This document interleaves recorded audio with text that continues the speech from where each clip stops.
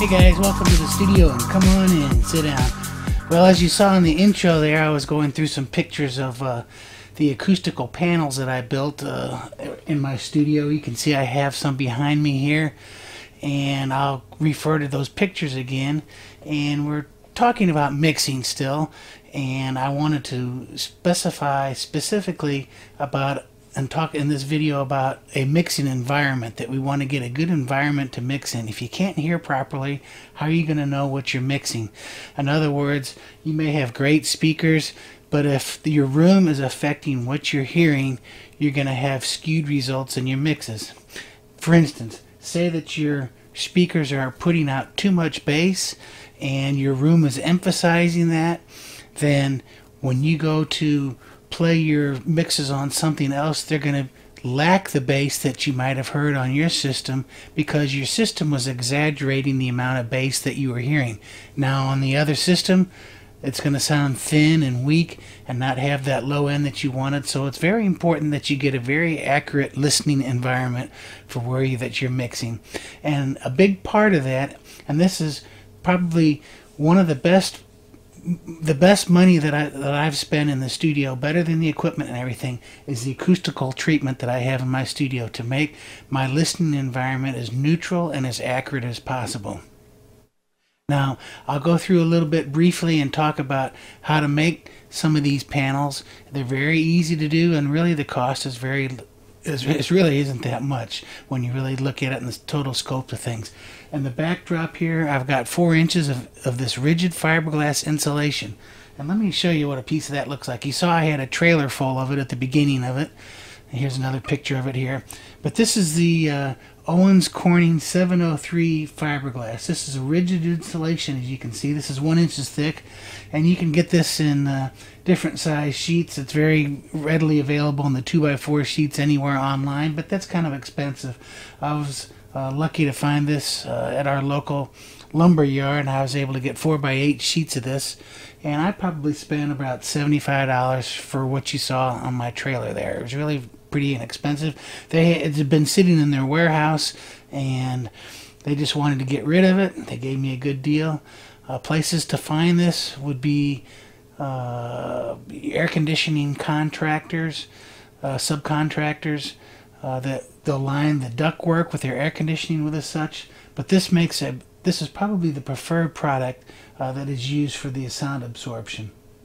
Now what this does is I've made some bass traps and full frequency sound absorption, and you can look online exactly what's happening with this, but generally 4 inches is recommended with this. And you can see I've got an inch here, so I put 4 layers of this together in my panels here.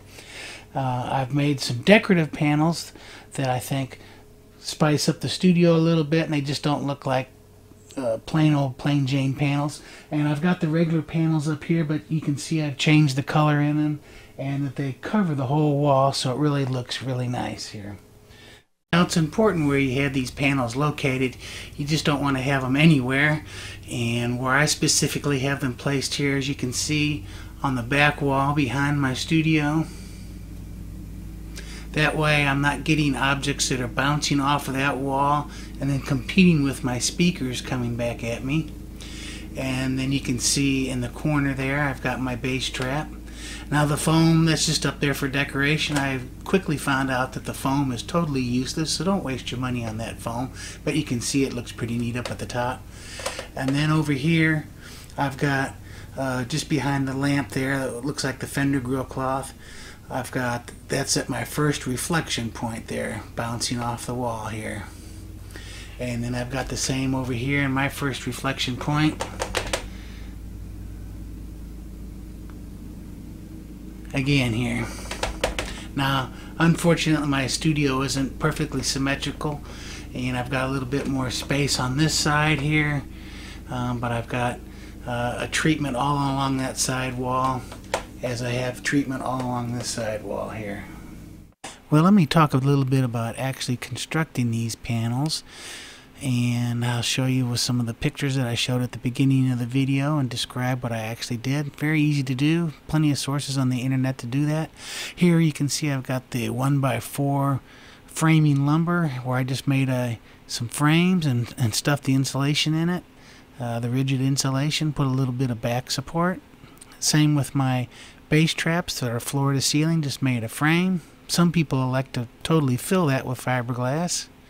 And then here's the finished products. I've obviously painted the walls of my studio since those pictures, but I got the grill cloth, the Fender grill cloth, and here I'm showing the floor to ceiling against my back wall there with the panels and my bass traps in the corner. Again, the foam kind of grill looking thing up at the top, that's just totally for looks. And then on the other side wall here, I've got the army colored greenish tan colored panels there. Unfortunately, I couldn't put a bass trap in that corner because of the door panning through the window, and you're seeing my studio lighting too for the videos. I've got that bass trap there in that corner, the black one. And then walking over here, I've got my absorption panels hanging on the wall where I'm emulating the different speaker cabinets. I actually picked up the logos there on eBay, the little Fender logos and the Marshall logo. Well, that's it. It's a pretty brief description of what I'm talking about on this acoustical treatment, but don't dismiss the importance of really having your listening environment as accurate and represent exactly what's coming over the speakers as best possible. Remember, you want to hear exactly what you recorded and don't need any exaggeration. There's plenty of information more about building these panels on the internet, in addition to what I've briefly presented here. And I'm not really going to get into the details, like I said, about showing you how to build these things, because there's a zillion ways to do this, and anybody with some decent construction skills can build these and actually make up the way that they'd like to build them themselves. But thanks for stopping in the studio, and we'll catch you guys next time.